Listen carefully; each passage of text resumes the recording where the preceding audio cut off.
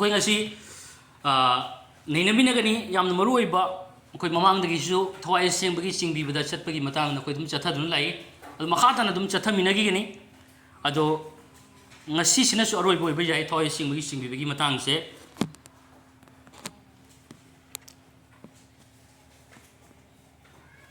ꯊꯋꯥꯏꯅ ꯆꯤꯡꯕꯤꯔꯛꯄꯗ ꯀꯔꯝꯅ ꯑꯆꯨꯝꯕ ꯋꯥꯔꯦꯞ ꯂꯧꯒꯅꯤ ꯍꯥꯏꯕꯒꯤ ꯃꯇꯥꯡꯗ ꯑꯩꯈꯣꯏ ngasi neinamina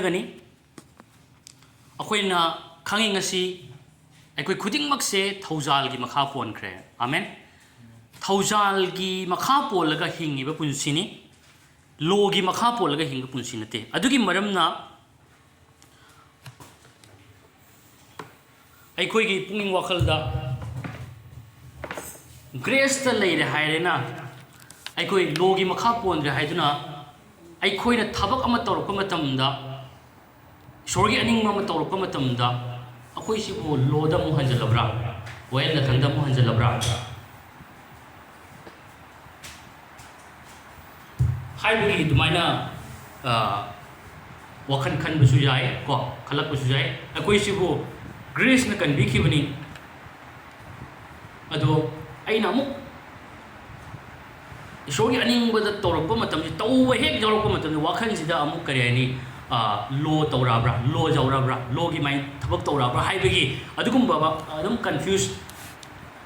ꯂꯩꯇꯕ ꯅꯠꯇꯦ ꯁꯤꯒꯨꯝꯕ ꯂꯩꯕꯁꯨ ꯌꯥꯎꯒꯅꯤ ꯁꯣꯏꯗꯅ ꯑꯗꯨꯕꯨ ꯑꯗꯨꯒꯤ ꯃꯌꯥꯝꯁꯤꯡꯗꯨꯅꯦꯕ ꯉꯁꯤ ꯑꯩꯈꯣꯏꯅ ꯁꯦꯡꯅ ꯈꯪꯕꯁꯨ ꯃꯊꯧ ꯇꯥꯕ ꯂꯩ ꯕꯥꯏꯕꯜꯅ ꯍꯥꯏꯕꯁꯤ ꯄꯥꯝꯅ ꯅꯈꯣꯏꯒꯤ ꯅꯊꯛꯇ ꯈꯨꯗꯨꯝ ꯆꯜꯂꯔꯣꯏ ꯃꯔꯝꯗꯤ ꯅꯈꯣꯏ ꯋꯥꯌꯦꯜ ꯂꯊꯪꯒꯤ ꯃꯈꯥ ꯄꯣꯟꯕ ꯅꯠꯇꯦ ꯑꯗꯨꯕꯨ ꯊꯧꯖꯥꯜꯒꯤ ꯃꯈꯥ ꯄꯣꯜꯂꯦ ꯊꯧꯖꯥꯜꯒꯤ ꯃꯈꯥ ꯄꯣꯟꯕ ꯃꯔꯝꯅ ꯅꯈꯣꯏ ꯑꯇꯧꯕ ꯃꯤ ꯑꯃ ꯑꯣꯏꯔꯅꯤ ꯍꯥꯏꯕꯅꯤ 아멘 ꯇꯧꯗꯕ ꯑꯃ ꯑꯣꯏꯔꯔꯣꯏ ꯍꯥꯏꯕꯅꯤ ꯁꯦꯔꯥꯟꯅ ꯆꯠꯅ ꯂꯩꯔꯝꯕ ꯄꯣꯠꯇꯣ ꯑꯗꯨ ꯑꯣꯏꯔꯛꯀꯅꯤ ꯍꯥꯏꯕ ꯅꯠꯇꯦ ꯍꯦꯟꯅ ꯇꯧꯔꯝꯗꯕ ꯁꯨꯔꯝꯗꯕ ꯃꯤꯗꯣ ꯁꯨꯒꯠꯂꯛꯄ ꯑꯃ ꯑꯣꯏꯔꯅꯤ ꯍꯥꯏꯅꯦꯕ ꯊꯕꯛ ꯇꯧꯔꯝꯗꯕ ꯃꯤꯗꯣ ꯑꯇꯧꯕ ꯑꯃ ꯑꯣꯏꯔꯅꯤ ꯍꯥꯏꯅꯦꯕ ꯑꯁꯤ ꯑꯃ ꯑꯩꯈꯣꯏ ꯁꯦꯡꯅ ꯈꯪꯃꯤꯟꯅꯁꯤ ꯑꯗꯨꯅ ꯑꯩꯈꯣꯏꯅ ꯕꯥꯏꯕꯜꯗ ꯎꯕ ꯐꯪꯕꯁꯦ ꯒꯂꯇꯤꯌꯥ 5:18ꯗꯁꯨ ꯅꯈꯣꯏꯁꯦ ꯏꯁꯣꯔꯒꯤ ꯊꯋꯥꯏꯅ ꯆꯤꯡꯕꯤꯕ ꯇꯥꯔꯒꯗꯤ ꯅꯈꯣꯏ ꯋꯥꯌꯦꯜ ꯂꯊꯪꯒꯤ ꯃꯈꯥ ꯄꯣꯟꯗꯦ 아멘 aduna aikoina thaba ama torokpa matamda aikoise logi makha polla jala haiba ko logi makha polla jala polibra haibagi posima aina haisini mududi thawaina bu singbiraga nanga tauta ragadi mado oil la thangi makha ponde amen thawai singbi ngangbi madugi matungin aina torokpa taragadi mado logi makha pondre masema singna koi khangminasi aduna ꯑꯩꯈꯣꯏꯅ ꯑꯐꯕ ꯊꯕꯛ ꯇꯧꯔꯛꯄ ꯃꯇꯝꯗ ꯇꯧꯕ ꯈꯨꯗꯤꯡꯗ ꯑꯗꯣ ꯂꯣꯅꯤ ꯍꯥꯏꯕꯁꯦ ꯃꯁꯤ ꯂꯥꯟꯒꯅꯤ ꯑꯗꯣ ꯊꯋꯥꯏ ꯑꯁꯦꯡꯕꯒꯤ ꯆꯤꯡꯕꯤꯕꯗ ꯂꯩꯕ ꯃꯇꯝꯗ ꯑꯩꯈꯣꯏ ꯉꯁꯤ ꯑꯐꯕ ꯇꯧꯔꯛꯀꯅꯤ ꯊꯋꯥꯏ ꯑꯁꯦꯡꯕꯒꯤ ꯆꯤꯡꯕꯤꯕ ꯃꯇꯝꯗꯗꯤ ꯑꯩꯈꯣꯏ ꯁꯣꯏꯗꯅ ꯑꯇꯧꯕ ꯑꯃ ꯑꯣꯏꯔꯛꯀꯅꯤꯕ ꯑꯗꯨꯅ ꯊꯋꯥꯏ ꯑꯁꯦꯡꯕꯒꯤ ꯆꯤꯡꯕꯤꯕ ꯂꯥꯛꯄ ꯃꯇꯝꯗ ꯑꯩꯈꯣꯏ ꯑꯇꯧꯕ ꯑꯣꯏꯔꯛꯀꯅꯤ ꯑꯇꯧꯕ ꯑꯣꯏꯕ ꯃꯇꯝꯗ ꯕꯥꯏꯕꯜꯅ ꯍꯥꯏ ꯅꯈꯣꯏ ꯋꯥꯌꯦꯜ ꯂꯊꯪꯒꯤ ꯃꯈꯥ ꯄꯣꯟꯗꯦ ꯅꯈꯣꯏꯕꯨ ꯊꯋꯥꯏꯅ ꯆꯤꯡꯕꯤꯔꯕꯗꯤ ꯅꯈꯣꯏ ꯋꯥꯌꯦꯜ ꯂꯊꯪꯒꯤ ꯃꯈꯥ ꯄꯣꯟꯗ꯭ꯔꯦ aduna khangi grace haibase koina khangi grace ni kaidawi matam chupda koida akoigi darkar leba khudimak se mana supply towi amen logi maide to the demand ni ba aina tawdragadi phangoi doiba tawragadi phangdoiba talaga earn tawba yabagi process ni aina senga leitagadi sona jabi doiba senga legadi sona jabi doiba ai ji concept se negative chatki gano senga leireno haina te si wasi ko haidi asengba pose aina tanba yadi haibani ꯏꯁꯣꯔꯒꯤ ꯊꯧꯖꯥꯜ ꯑꯗꯨꯒꯤ ꯃꯄꯥꯟꯅ ꯑꯩ ꯑꯁꯦꯡꯕ ꯑꯣꯏꯍꯟꯕꯤꯕꯅꯦꯕ ꯑꯗꯨꯒꯤ ꯃꯔꯝꯅ ꯑꯁꯦꯡꯕ ꯑꯣꯏꯕꯒꯤ ꯃꯔꯝꯅ ꯄꯥꯝꯅ ꯈꯨꯗꯨꯝ ꯆꯟꯕ ꯉꯝꯗꯕ ꯃꯤꯗꯣ ꯑꯩ ꯑꯣꯏꯍꯟꯕꯒꯤ ꯋꯥꯔꯤꯅꯦꯕ ꯑꯗꯨ ꯈꯛꯇ ꯅꯠꯇꯅ ꯑꯁꯦꯡꯕꯒꯤ ꯙꯔꯃ ꯆꯦꯟꯕꯒꯤ ꯂꯝꯕꯤꯗꯨꯗ ꯑꯩ ꯆꯠꯄꯒꯤ ꯋꯥꯔꯤꯅꯦꯕ ꯑꯃꯔꯣꯝꯗ ꯑꯩ ꯈꯤꯇꯪ ꯑꯩꯅ ꯍꯥꯏꯖꯅꯤꯡꯕꯗꯨꯗꯤ ꯑꯁꯦꯡꯕ ꯍꯥꯏꯔꯤꯁꯦ ꯅꯪꯅ ꯑꯩꯅ ꯇꯧꯔꯒ ꯑꯣꯏꯔꯛꯀꯗꯕ ꯄꯣꯠ ꯑꯃꯗꯤ ꯅꯠꯇ꯭ꯔꯦ ꯑꯩꯈꯣꯏꯅ ꯈꯜꯂꯤ ꯑꯁꯦꯡꯕ ꯍꯥꯏꯔꯒ ꯑꯩ ꯁꯦꯡꯅ ꯂꯩ ꯑꯩꯅ ꯑꯐꯕ ꯑꯃ ꯇꯧꯕ ꯇꯥꯔꯗꯤ ꯁꯦꯡꯅ 이루 도디 생에 아들이 찐티들이 생에나 아두 생문은 이쇼기 생바이지디 떠우버가 머리 엄청 레이나드래 시ema clear 의미는시고 아코이기 떠우버시가 떠우버 타박 아마따가 생 이쇼나 낭시 holy 오래 낭시 righteousness 오래 하이바 싱타 비리버 시기 righteousness holy시가 holiness시가 아이코이기 와칼론다 뮤에비기 와칼론다 생바 떠우르가 생바 하이비기 포시마가 머리 엄청 레이나드래 아두부 ईश्वर की असेंग होलीनेस अखोइद लेबगी मरमना अखोइसे यामना फ्रूटफुल ओइबा मही यान पुंसिद ओए आमेन हाइदी धर्म चेनबगी असेंबगी मही से कइनो अफब तौरक पुंसि से achungba torokpa pap ki mathakta palakba punsi asi pose lak pai da mahi ni ko adugi poto keno nate ba akhoi gi adu tawraga I singa kani hai nate mahi me am du tawraga adu tawraga singa kani hai amdam clear oi si sigi pose clear oi ba matam ne yam thina akhoi da tongan ba akhoi gi punsi se mahau thona thaujal gi punsi hinga kani hai tai ba aduna tawba tawdabagi adugi aseng nate akhoi aseng ba amu oi bagi maramna ai mayam ama tawrei nya phaba ai atawba mi mo rei ni ba amen tawram dabadagi tawning daba ang serana na isor gi mayokta isor na pam do mayam ama tawram do maduda leiba natana hen na isor gi apen ba pen ga daba aning ba du tai khoi chatpa ngambo helei se ngasi magi dharma chen ba khudol se leibagi maramna akhoi da masigi mayam atawba mi ama mahiyan ba mi mo helapani ai tayo amen aduna akhoi grace ta leiba amana khangda wakalon se kaino hay matamda as prabhu ngasi thabak yamine ngasi ai tawdoi se hai thabak list to yeng tharaga wakhanda wa ba hai tai ba as ai ngasi surak to ba to ka da ba mayam sing si jangre he kai na ngasai gi wakalon se adumaina khanbagi mahutta grace ta leiba amana akoina khanmam thokba se kamai khan ngai matamda prabhu do ina hai bane prabhu ai ngasi gi numini sida prabhu ai nang mathau tai nangi thaujal mathau tai nangi grace mathau tai ngasi gi numini sida amen nangi supply mathau tai nangi blessing mathau tai amen aduna ai ngasi mayam ma tawdo mathau tai bagi mauta prabhu ngasi nang mathau tai ai ngasi gi numini sida nang asugi mathau tai nangi thaujal nangi supply nangi marang kaya bordo ngasi gi numini sida ai yam mathau tai ba se masi akoi hai se amen akoi gi focus se Ishorgi blessing do da low minded to gana taba Ishorgi supply to bi badu da focus to base masi ni ba khoi gi mathau tai se aduna akoina jam kanna suba nomba apaba thabak torokpa achumba torokpa sugumba mayam ro matam da khoi se low da chakra mare well la thangna mo hajan gra mare da gadi masi chumde masi langani aduna ina haije kre hona ba kan bai se akoi honaba kan bai se masigi posima thaujal na koida lehen bi banai te honaba kan ba mayam si torok matam da koi logi makha leiba suna nate aduna ahano point di akoi ngasi grace ki makha pon ba thawai sengbi singbi badai koi leiba matam di aikoi thawai sengbi singbi gi matungina aikoi na torok khuding mak torok matam di aikoi wai la thani makha pon re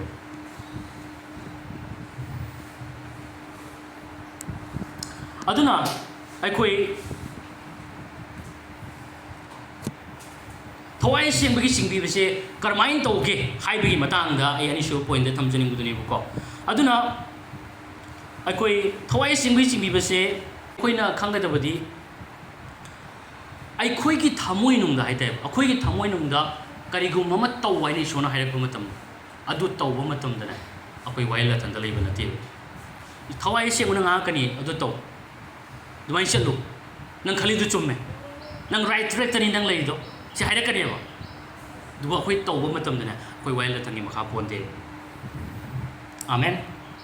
aduna ishora taw haira ko matam de ishor gi wa du obey tawga chat pai se akhoi waila tani makha pon manate ishor ga thabak subina ba sing hai bible na koi se amen ishor ga thabak subina ba sing hai bible na hanba Corinthians chapter 3 gi verse 9 de ke hai matam da maram di ai khoi ishor ga thabak subina ba singi na khoi di ishor gi labuk ni ishor gi yum ne amen ai khoi ishor ga walk to mi ne ba mi sing hai bible na yang ko isnau sing ai khoi yaw da na ishor na thabak puna mak tawba ngam me adubu ishor na ai khoi yaw da na thabak tawba di pam de amen ai khoi ga punna thabak sumina ba chanmina ba tawba do pam mai te aduduna ngasi ai khoi gi punsida haidi ishor na ai khoi da akoi yaudana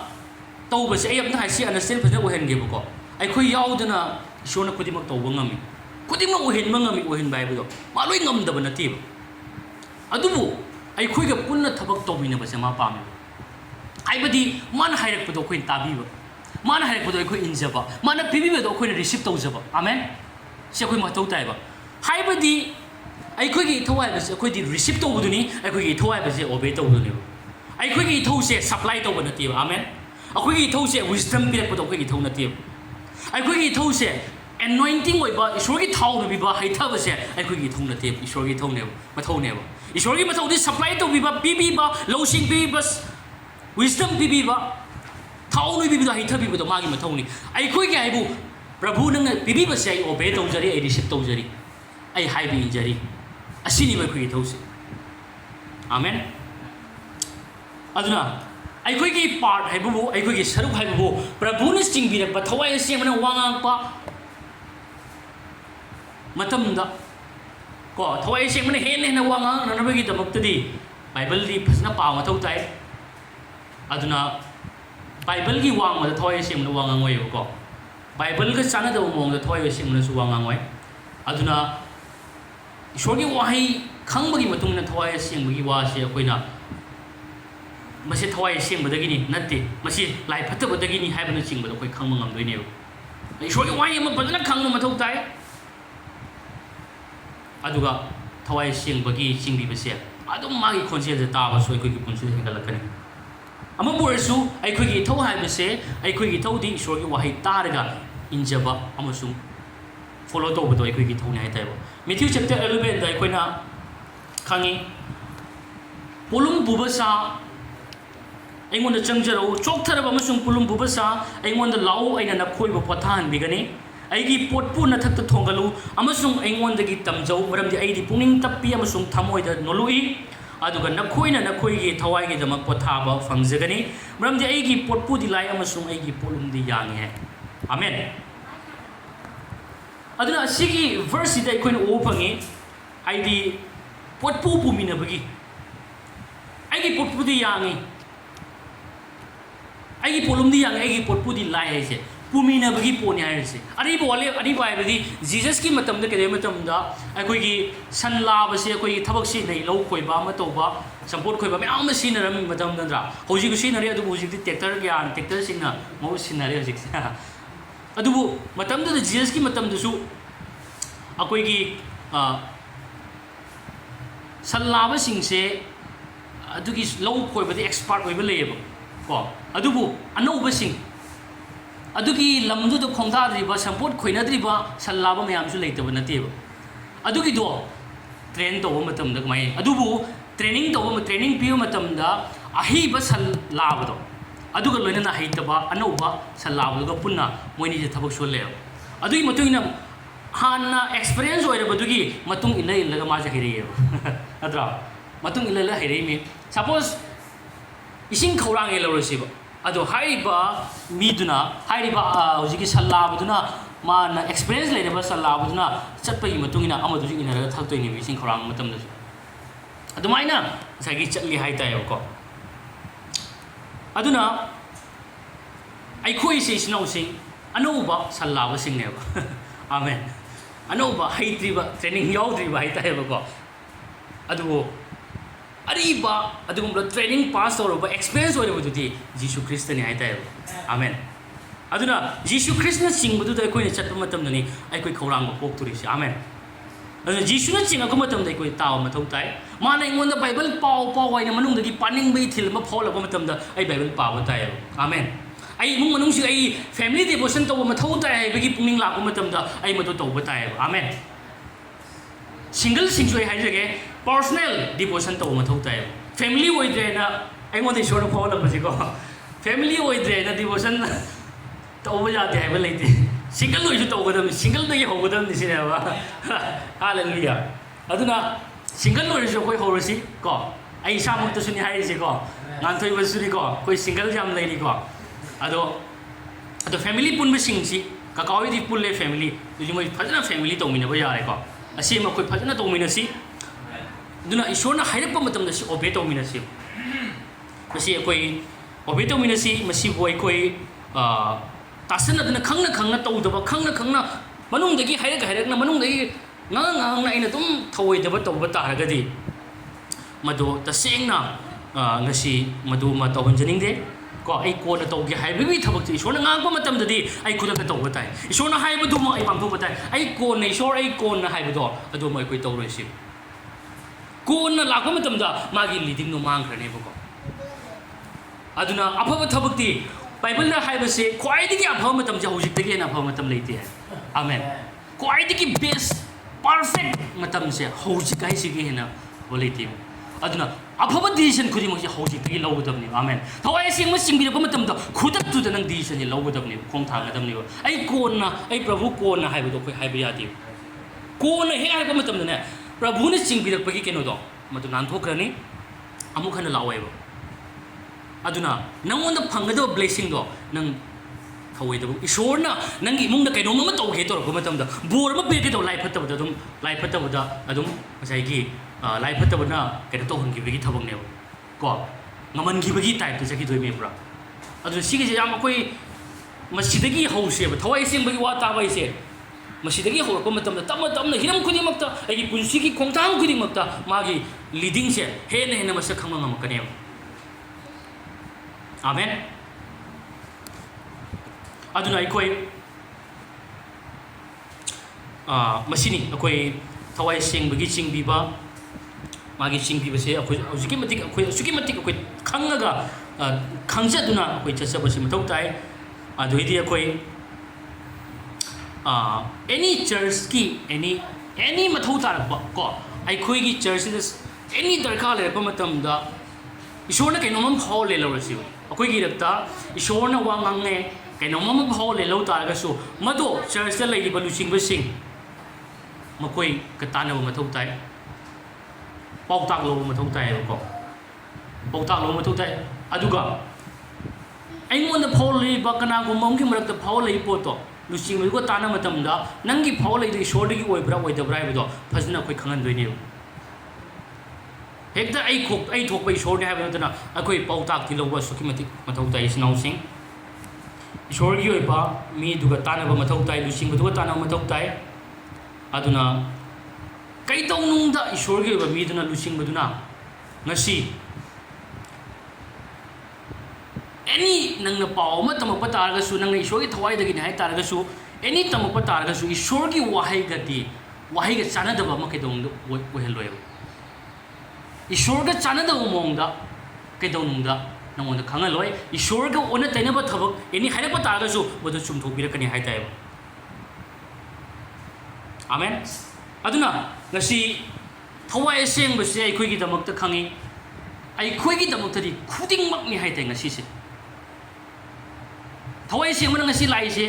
अखोइबु पुनमकत सिंबिननबगी दमकत मरम अम खकी नते मरम पुनमकत अइगी पुंसिगी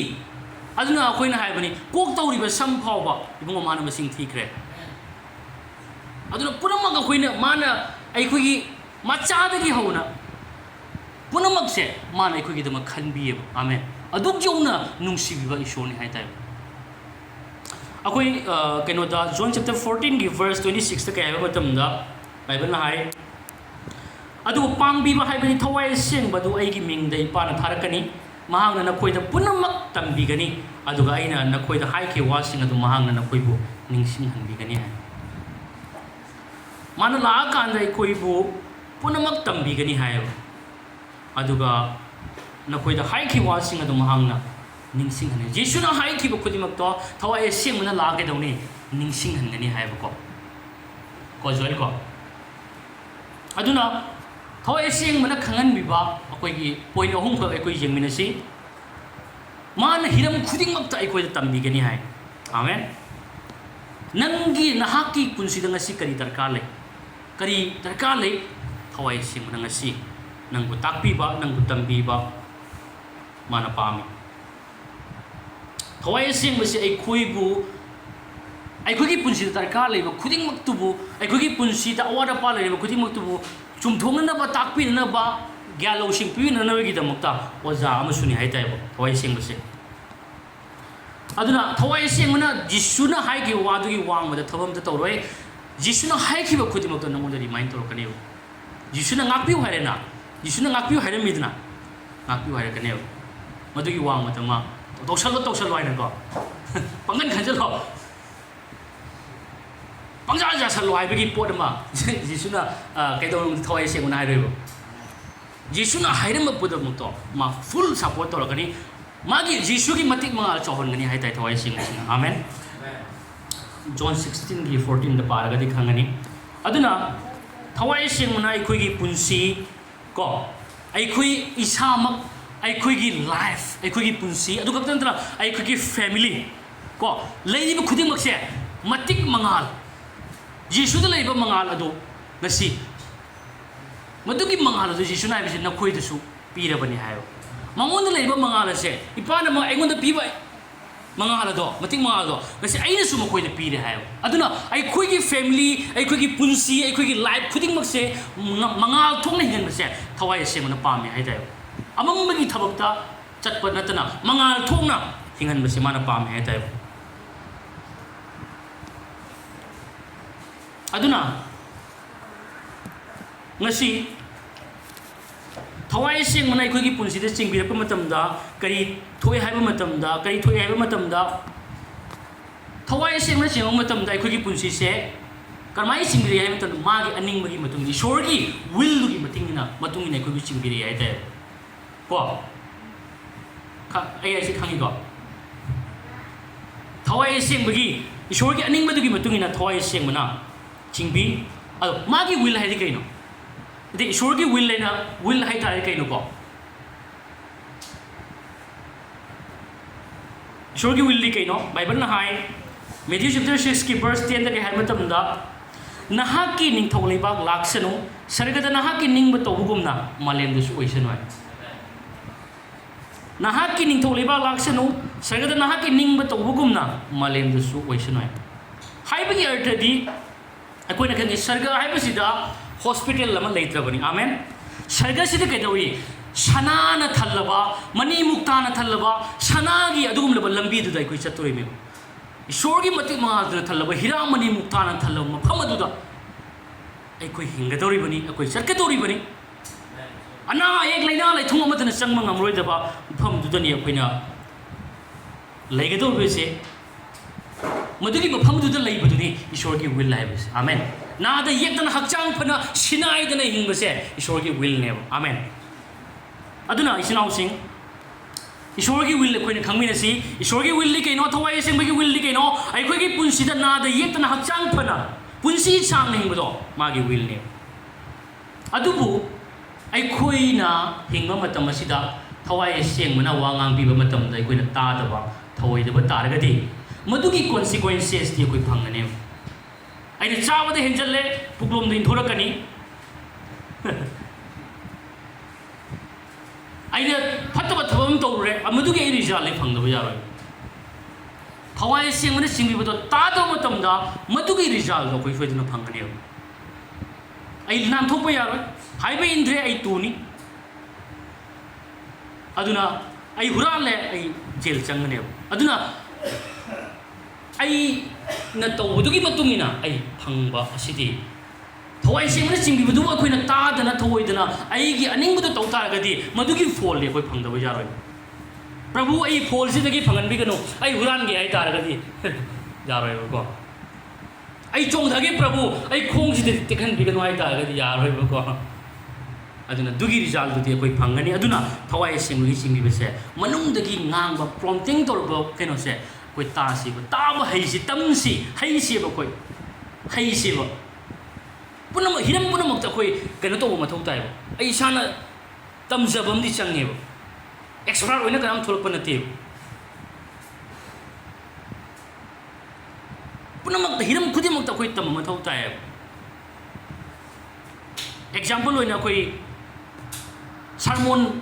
nga ko matam na note to bisu tam ma thau tai punam tam ba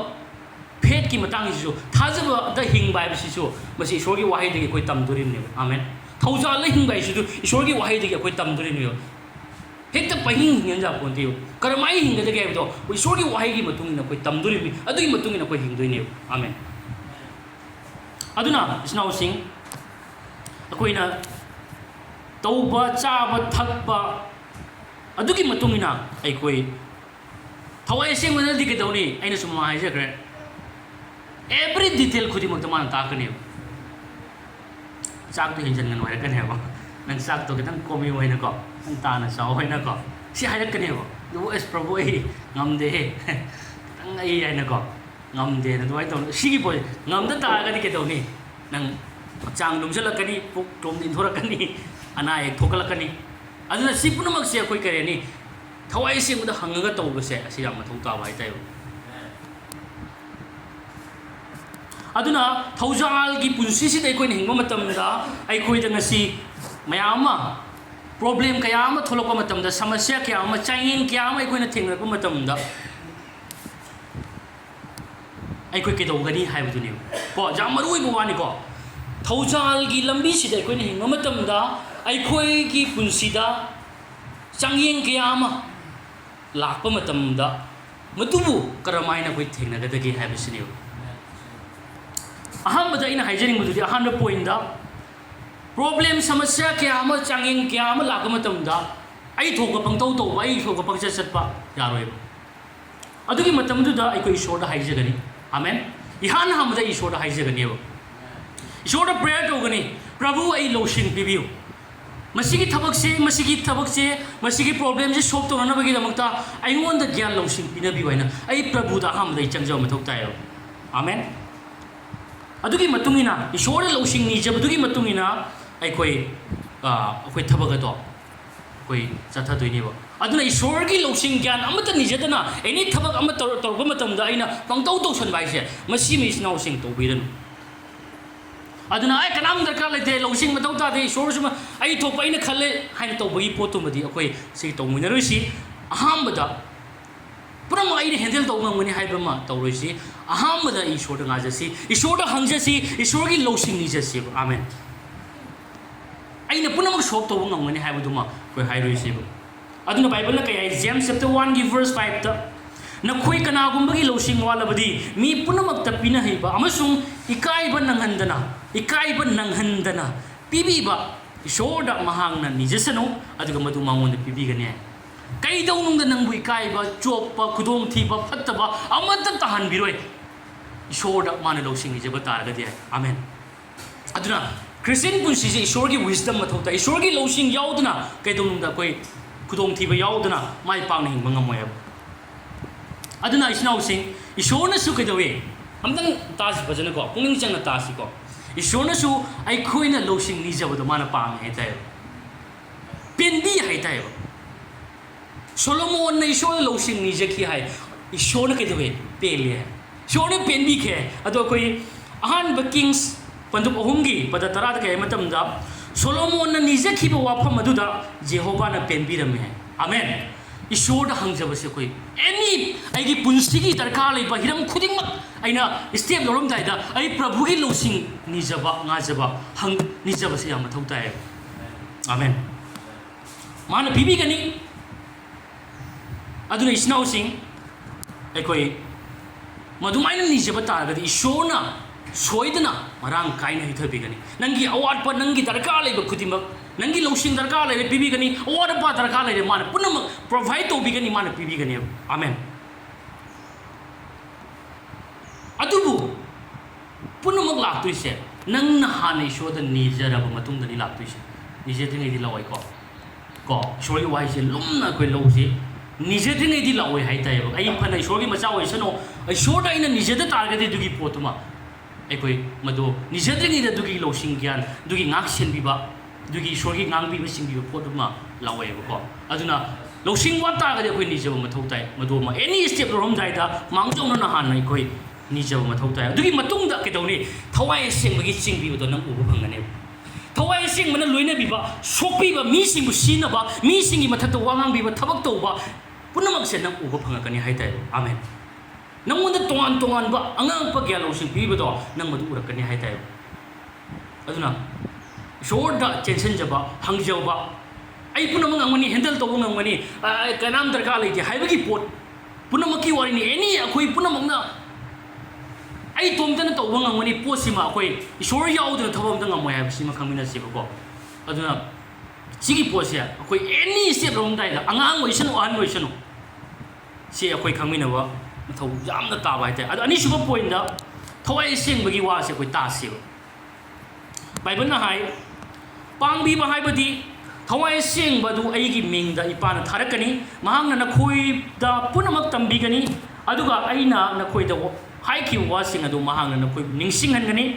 ꯑꯩꯅ ꯅꯈꯣꯏꯗ ꯏꯪꯊꯕ ꯊꯅꯝꯃꯤ ꯑꯩꯅ ꯅꯈꯣꯏꯗ ꯑꯩꯒꯤ ꯏꯪꯊꯕ ꯄꯤ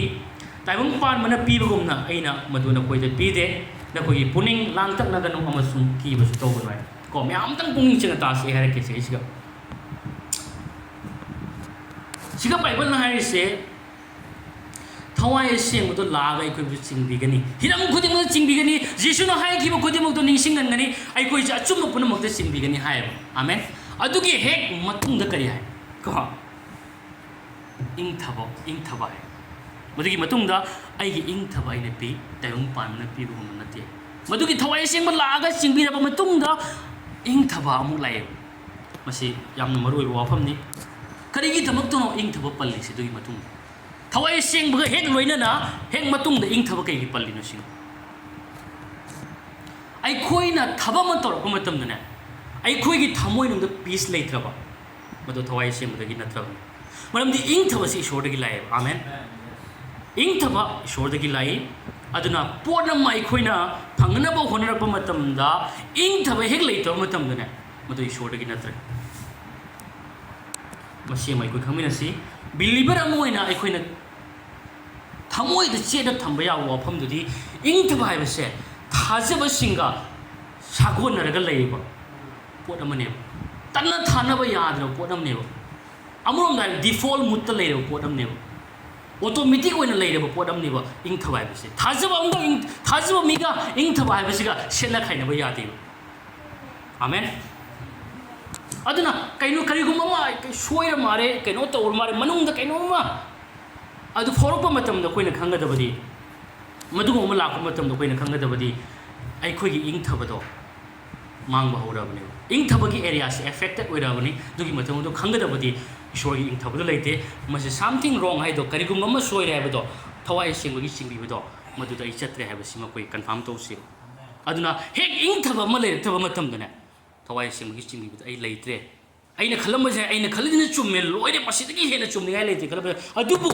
nangna khalidu dagi lak hena thawai sing na khoi gi tamakta khangi kari ore kadage duma khangi tung amen khwai dagi base duma mana pame amen akhoi na kharni matungda ningba kai badu nate kharni matungda heart broken badu nate kharni matungda imung manung toiba nate kharni matungda ai thaba kaini aina lobadi sanuna maram orega ai gi punsi problem samasya ta badu nate akhoi hiram akhoi punamakta sigi pose ai khoi gi decision na loire hai badu makhal loi se ko thawai seng badu pung pana sinabam sangi amen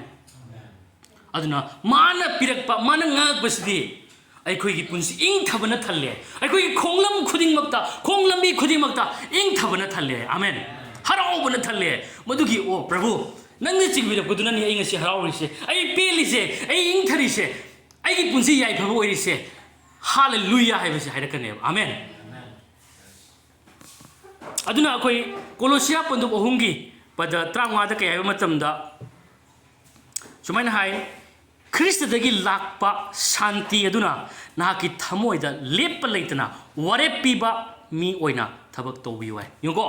amtang munna tamina si amroi ba wahai ni ko se Christ dagi lakpa shanti aduna ing thabaduna nangi thamoi da lepa leitana ware piba mi oina thabak tobi ware piba hai tai ing thabaduna khoi se aina thangi ba khongtang si chummi hai ba gi ware pidur me aina ngasi thangi se wrong signal angang ba signal la salimi green signal la salimi ai se thawai sing mun ngasi ekhoi da ngasi ing thabaduna ware ekhoi logdaw ne sigai se ware piba hai ware piba se aigi punsida warep si kamai logon achum warep thawai sing bi ching bi ban si kamai na warep lo ne matam da hek ing thaba leitraba mado green red signal lekhango mado thawai sing bi na tre adubu thamoi da ing thaba leiraba mado green signal lekhango admai na warep lo hai bible na kamai na warep lo gani Christ dagi lakba ing thaba duna Christ dagi lakba ing thaba duna ai koi warep lo dui ne ba si ishor gi ching bi da le khoi chali mi ishor gi ching bi da khoi chatri me ai se khoi si ware long secret scripture se khoi note to view phasana ko aduna chummi lali yes natraga no ne have se masiga khoi decision lo dui ne aina chali ba lambi chummi chumde have se ahum suba point da akoi kare ni akoi ꯑꯗꯨꯒꯨꯝꯂꯕ ꯄꯥꯎꯇꯥꯛ ꯏꯁꯣꯔꯒꯤ ꯑꯣꯏꯕ ꯂꯨꯆꯤꯡꯕꯁꯤꯡꯗꯨꯒ ꯄꯥꯁꯇꯔꯁꯤꯡ ꯂꯨꯆꯤꯡꯕ ꯂꯩꯔꯤꯁꯤꯡꯁꯤꯒ ꯑꯗꯣ ꯑꯩꯈꯣꯏ ꯃꯁꯤ ꯄꯥꯎꯇꯥꯛ ꯂꯧꯕ ꯃꯈꯣꯏꯗꯒꯤ ꯄꯥꯎꯇꯥꯛ ꯂꯧꯕ ꯃꯊꯧ ꯇꯥꯏ ꯑꯦꯅꯤ ꯊꯕꯛꯇꯀꯣ ꯑꯦꯅꯤ ꯑꯩꯈꯣꯏꯒꯤ ꯐꯤꯕꯝꯗ ꯄ꯭ꯔꯣꯕ꯭ꯂꯦꯝ ꯑꯃ ꯊꯣꯛꯂꯦ ꯀꯣ ꯁꯃꯁ꯭ꯌꯥ ꯑꯃ ꯊꯣꯛꯂꯦ ꯑꯋꯥ ꯑꯅꯥ ꯇꯥꯔꯛꯄ ꯃꯇꯝꯗ ꯑꯦꯅꯤ ꯄ꯭ꯔꯣꯕ꯭ꯂꯦꯝ ꯑꯃ ꯊꯣꯛꯂꯛꯄ ꯃꯇꯝꯗ ꯆꯔꯆꯇꯨꯒꯤ ꯄꯥꯁꯇꯔ ꯂꯤꯗꯔꯁꯤꯡꯗꯨꯒ ꯑꯩꯈꯣꯏ ꯇꯥꯟꯅꯃꯤꯟꯅꯕ ꯑꯃ ꯑꯁꯨꯛꯀꯤ ꯃꯇꯤꯛ ꯑꯩꯈꯣꯏ ꯃꯊꯧ ꯇꯥꯏ ꯃꯔꯝꯗꯤ ꯕꯥꯏꯕꯜꯅ ꯀꯩ ꯍꯥꯏ ꯃꯇꯝꯗ ꯑꯁꯤꯡꯕ ꯃꯤꯁꯤꯡꯒ ꯆꯠꯃꯤꯟꯅꯔꯤꯕ ꯃꯍꯥꯛ ꯑꯗꯣ ꯁꯤꯡꯒꯅꯤ ꯍꯥꯏ ꯀꯣ ꯑꯁꯤꯡꯕ ꯃꯤꯁꯤꯡꯒ ꯆꯠꯃꯤꯟꯅꯔꯤꯕ ꯃꯍꯥꯛ ꯑꯗꯣ ꯁꯤꯡꯒꯅꯤ ꯑꯗꯨꯕꯨ ꯑꯄꯪꯕꯁꯤꯡꯒꯤ ꯃꯔꯨꯞꯅ ꯑꯋꯥꯕ ꯐꯪꯒꯅꯤ ꯍꯥꯏ ꯃꯁꯤ ꯄ꯭ꯔꯣꯚꯥꯕ 13ꯒꯤ ꯚꯔꯁ 20ꯗ ꯍꯥꯏꯌꯣ ꯑꯗꯨ ꯈꯛꯇ ꯅꯠꯇꯅ ꯄꯥꯎꯇꯥꯛ ꯄꯤꯕ ꯂꯩꯕꯗ ꯄꯥꯎꯇꯥꯛ ꯄꯤꯕ ꯂꯩꯇꯕꯗ ꯃꯤꯁꯤꯡꯅ ꯇꯨꯏ ꯑꯗꯨꯕꯨ ꯄꯥꯎꯇꯥꯛ ꯄꯤꯕ ꯌꯥꯝꯅ ꯂꯩꯕꯗ ꯀꯟꯕꯤꯕ ꯂꯩ ꯍꯥꯏ ꯑꯩꯈꯣꯏ ꯄ꯭ꯔꯣꯚꯥꯕ 11ꯒꯤ ꯚꯔꯁ 14ꯗ ꯑꯗꯨꯅ ꯑꯩꯈꯣꯏ ꯁꯤꯒꯤꯁꯦ ꯑꯩꯈꯣꯏ ꯄꯥꯎꯇꯥꯛ ꯑꯁꯨꯛꯀꯤ ꯃꯇꯤꯛ ꯃꯊꯧ ꯇꯥꯏ ꯑꯦꯅꯤ ꯄ꯭ꯔꯣꯕ꯭ꯂꯦꯝ ꯁꯃꯁ꯭ꯌꯥ ꯑꯦꯅꯤ ꯁ꯭ꯇ꯭ꯔꯒꯜ ꯑꯃ ꯊꯦꯡꯅꯔꯛꯄ ꯃꯇꯝꯗ ꯆꯔꯆꯀꯤ ꯄꯥꯁꯇꯔ ꯂꯨꯆꯤꯡꯕꯁꯦ ꯇꯥꯟꯅꯗꯕ ꯁꯨꯡꯌꯥ ꯌꯥꯗꯦꯕꯀꯣ ꯁꯦ ꯑꯗꯨꯅ ꯃꯁꯤꯅꯤ ꯑꯗꯨꯅ ꯏꯆꯤꯟꯅꯥꯎꯁꯤꯡ ꯑꯩꯈꯣꯏ ꯊꯋꯥꯏ ꯁꯦꯡꯕꯅ ꯆꯤꯡꯕꯤꯕ ꯃꯇꯝꯗ ꯑꯩꯈꯣই ꯏꯪꯊꯕꯅ ꯊꯟꯒꯅꯤ ꯑꯗꯨꯒ ꯑꯩꯅ ꯑꯃꯨꯛ ꯃꯈꯥ ꯇꯥꯅ ꯍꯥꯏꯖꯅꯤꯡꯕꯗꯨꯗꯤ ngasi thawai sing mana aikoi se singba matamda kaidoya matamda aikoi se pothaba phangani thawai sing aikoi na ngasi pothaba haibase rest haibase leigani rest haise leiba matamda kaidorokani aikoi thabak toba mi moirakani manungda rest ingthaba peace phangma matamda peace haise leiba matamda koido pothaba ido lakani ingthaba ido lakani aduna aina haijaninga point dudi aikoida ngasi aikoina ngasi pothana ingthana leiba haibase aikoi kari ani pothana ingthana leirebanina ngasi khoi karim tawdaba mi mo irani haibanate ngasi aikoina pothana rest tawna ishorda ingthana leiba matamda ishorgi leading adu aikoina leiba matamda di kaidorokani haiba matamda aibogi punsi se yamna thabak tawba mi mo oilakani ba koisi amen thabak suba thabak tawba mi mo koi oirani hai tai ko aduna ishorda pothana leiba matamda ishorgi thawai sengmana aikoi thabak tawba mi mo ohelli aduna aikoi karigumba alu achouba polum oiba thaba ama torpa matamda ahakpa dishan ama lore church ahakpa dishan ama lore aduri maroiba tawda yadaba wa mayam ma jisuna tambirama mayam lei pol joy kaya matamda akoi aina hingbo ore joina sibor su prabhu gi damaktani hai mayam mana kathombagi chang mayam akoina wo phange aduna ishorgi wahai sindagi taraga adu punsida akoi tawam thokpa hingam thokpa church amu oi taragadi example oina church ase dum church ka badu su loiba nate ko nomaijing attend to badu su loiba nate church sepat sagat pa ama toiba wakal tinaba thakha naina respect tawna dana adu khakta natana aikoi vision mission ishorna pi bidu yengaga amaga support tawnaga negative ki mafam se pura muthalla kanda aikoi se adumai tawduna akoi se mangomda ishorgi aduda yengaga makthalom gido yengaga koi chattoini aduga tabak ishorgi tabak sinar kraba khudimaksu yamna kari ani akoi thamoi sengna aikoina tawba mathau tai ko thamoi sengna tawdeni thamoi sengna tawda ta gari yaroi ko ishorgi tabak tawda no punamak se koi la punamak se chaukhot pagi phigam ni ko akoi gi marakta example oina akoi gi nuaina da ba yaure adu nuaina da ba dum thamna lei bai se masi chaukhot pagi khudam na ti ko akoi marakta sauna re hello siba adu sauna baduna dum dugi sauna badu dum thamgi ba lehen gi bai se adu chaukhot pagi khudam na ti aduna madubu kokna bai chaukhot pagi khudam ni amen ngangna bai badu chaukhot pagi khudam ni kauthokna khiba amasung manglom de jengaga nungsina na thabak tongmina bai ba se chaukhot pagi khudam ni amen aduduna akoi aduga nuaina da bale su maningda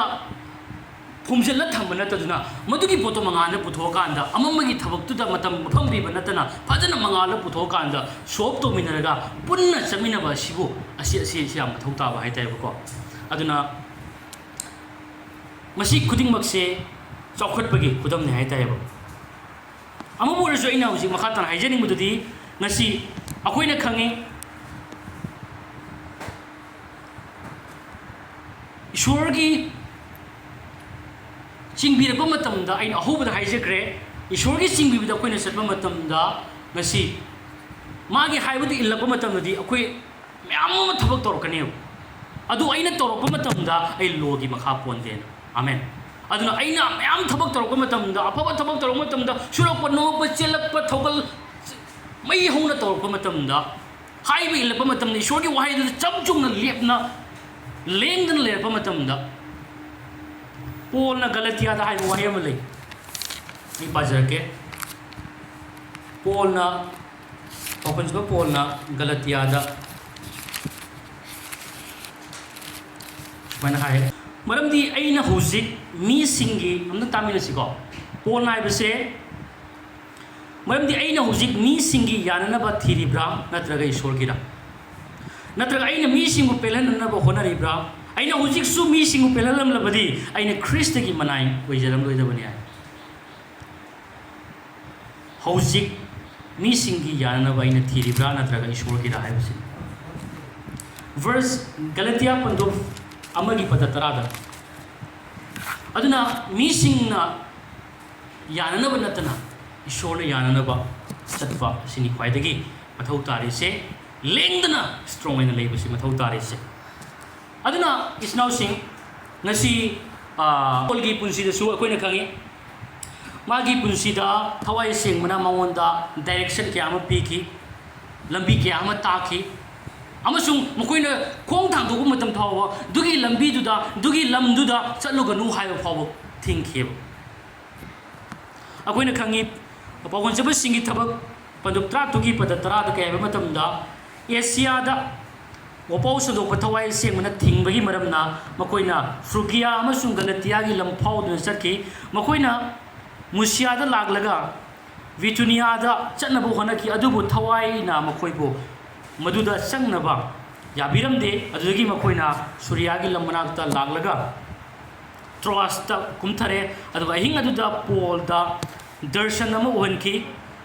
मेसिडोनियादगी Nipah अमा लेप्तुना Laramie अदुगा मंगोंदा नोंजदुना हाइरई मेसिडोनियादा लाक्तुना अखोइबो पांगबिउ अदुगा महांगना दर्शन अदु उरबदा अखोइना मखोइदा अफोपाउ संदोकनबा इबोना अखोइबो कोबिबनी हाइना अखोइना लेप्तुना खुदक्ता अखोइना मेसिडोनियादा चनबा थौरांग तौखे अदुमाइ तौना पोलना अतो अतो मफमदा चनिंगबा मतमदो फावबा एशियादा चनिंगबा मतमदो फावबा थवाई सेंगमना थिंगा कांदा लंबी ताकपीकी मधुगा चटकनो हाइबदो खंगनखे हाइताइबको अतोपा मतंगदसु पोलना हाइबा ही होलिबा अदुगुमलो मी अदुदा कैदो high मतमदा warn तवेबो सिगी लंबी सिगा चट तारगदी खुदोंग थीबा कया आमा लाकनी थेंगनगनी अदु खक्ता नतना मीगी पुंसी फावबो मांगबा याय हाइना ngसाइगी हीगी डायरेक्शन चटकदब लंबीदो चट्रिङेदगी ही होनगदो मीदो हाइख्रबनेबो खंगनख्रबनेबो सिगी लंबी से चट्टागदी मी फावबगी पुंसीसे लानबा याबगी खुदोंग थीबा थोकबा याय हाइबसे खंगनख्रबनेबो अदुना अखोइगी पखोनजब सिंगी थबक कुंतरेट की पंदुक तरादा कया मतमदा इबुंगो खोइ मखोइदा हाइकी इबुंगो खोइ खोंगचेद असि असोक अपन अमसुंग अतेक अकाय नंगनी हाइबा अइना उरे ही असिदा पुरिबा पोचे यामना मांगबता नतना अखोइ थवाइसु खुदोंग थीगनी लानमी चांगी मपु अदुना पोलना हाइबा वा अदुदगी हिनाउ साबा अमसुंग हीगी मपु अदुना हाइबा वा अदुदा हेना पुंगिंग चंखिए अदुना हाइबा लानमी म्याम चलिंगनी अदुबु ही होलिबा मीदुना हाइबदु ओइना चटकी पोलना हाइबा वादो मोइ ताखिदेब पोलना हाइबदु ताखिदे मरमना अदुगुमलबा मोइ खुदोंग थीबा कया अमा मखोइ मायोंगना खि हाइताय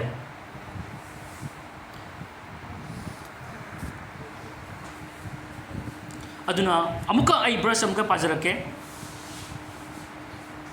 ए पखोनजब सिंगी तबक कुंतरेट की कुनमाथोइदगी कुनिथोइदा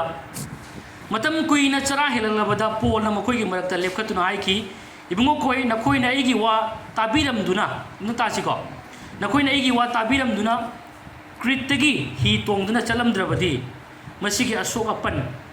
अमसुंग अमांग अतासी नंगहलमलोइदबनी अदुबो होजिक्ति थौना फनबा इन नखोइदा थौगलचरी रमनि नखोइगी नरक्ता कना अमतना थवाई मांगलोय अदुबो ही असिदी मांगलगनी aduna thawai singbi chingbi bese early church tagi hauna haurak padagi hauna ishor gi Pentecost gi numit tagi hauna believers sing se phajana thawai singona guide tawi takpi tambi chingbi khanghalli thingeba adu khang na moi obet chakhide thing na moi chakhiba leiteba adubu moi thajaraga moi modo obet toroga haibi ilaga moi khong thawai singudagi haiba matungina moi khong thang khe tayo adugi matungina moi na thungma mafam se melta haiba mafam adu thung khe hai tayo melta haiba si ke masigi handok base khohi chen mafam hai tayo akoi na khangi khohi chen ba akoi gi promise land akoi na khangi sangom khohi chen laba mafam kai na khoina haiba ne ba ko adugum laba bor gi masak oiraba mafam ishor gi promise land haiba adugi mafam adu tana ngasi adugum laba promise land hai tai adugum laba bor gi masak oiraba mafam adu tana ngasai gi ishor na mkhoi gi chingbi rakheba aduna ishor gi chingbi bada chat pai se asuki mati khoi mathau tai ai khoi gi destination hai tai ai khoi gi panthung se yamna aphaba yamna ingna moi budi last ingna thung kheba ko ingna aphaba mafam da thung kheba adu marak ta thengnari ba problem samasya di moi siba yo phau bagi awana am kai le thina moi thengna khiba hi du phau mang khi ai tai moi masa da ni hingba phangi se adu duna thawai sengbi chingbi base koi taraga chatpa taragadi ai khoi gi punsi ai khoi gi panthung se yam ingna punsi je harauna ai khoi gi punsi je thungani hai tai ba ko aduna ai khoi asugum loba problem samasya sing se thengnatana punsi je harauna ingna punsi se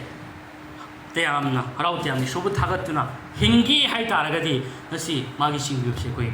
taraga insi hai tai ba ko aduna aphaba punsi oiba haibase ai loisale ko aduna aphaba punsi oiba haibase mahayan ma punsi ma hingba haibase ai khoina aphaba decision ama lawraga hektu oidoi nati miyoi bana aphaba decision ama lawraga ai aphaba punsi ma hingatoi nati ishor gi aphaba wakhalon adu daina thangba tai amen ai gi aphaba wakhalon du gi matungina ai punsi aphaba mahi jan doi nati ishor gi aphaba wakhan du da ishor na khalli ba wakhan da ai chatpa matam da ai punsi mahi jan doi ne amen aduna masi khoi asuki mati khoi mathau tai aduna akhoi gi aphaba du da chatpa ta ga di masi khoi masi gi kudong thiba mayam se mayong na gani aduna thawai ase magi singni ba se akhoi masi da chasi miyoi bagi matungina miyoi bagi wakhalon gi miyoi bagi losing gyan gi matungina akhoi madu chaloisi maramdi khudingma akhoi punamaki best do ishona khangiyo mana loi khangi aduna punamak khangi ba isoduna haibado akhoi taraga chasi amen masi taraga akhoi chasi aduna masi taraga akhoi na chatpa matamda akhoi mahi janani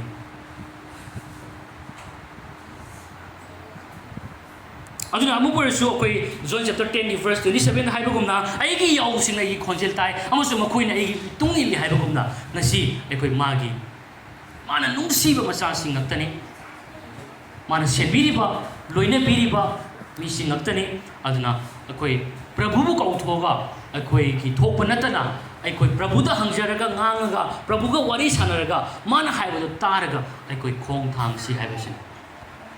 masini aduna thawai sengbagi singbi yauduna Christian bunsi mai pa ko dong ruya roi aduna matam chupada ishor da hangjaba ishor da ngajaba ishor gi wata ba ishor na kari hairi ge se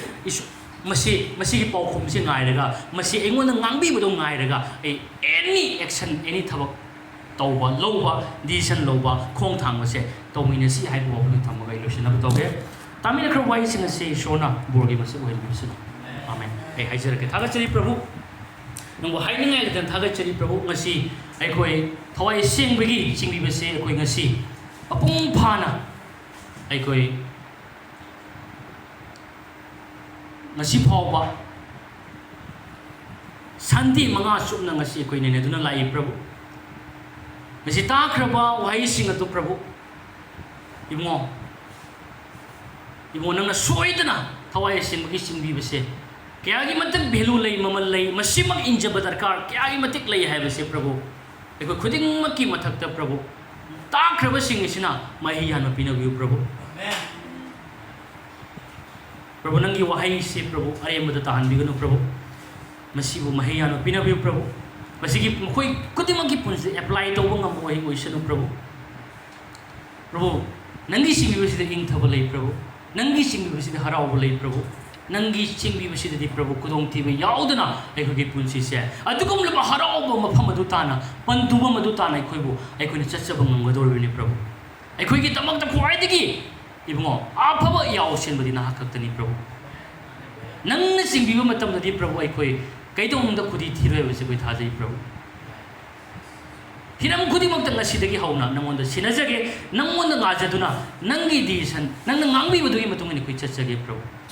खों थांजगे प्रभु मसीबु तत्तना निंगसिंजगे प्रभु अइना कौबा तारगसु प्रभु अइ प्रभुदा हाना हाइबा मथौता प्रभुगी खोंजे हाना ताव मथौता प्रभुगी ngangbibदु हाना इनबा मथौता हाइना प्रभु अइखोय मसिना हाना priority पिदुना प्रभु अइखोय पुंसि हिंजगे लेंजगे प्रभु प्रभु तामिना क्रब वायसिंग से कोइ खुदिंगमकि दमक्ता बोर्गी मसक प्रभु नंगना उहेन बिरि हेबसे मसिगी प्रार्थना सिगलना यीशु ख्रिस्टनि मिंदा हाइजबन आमेन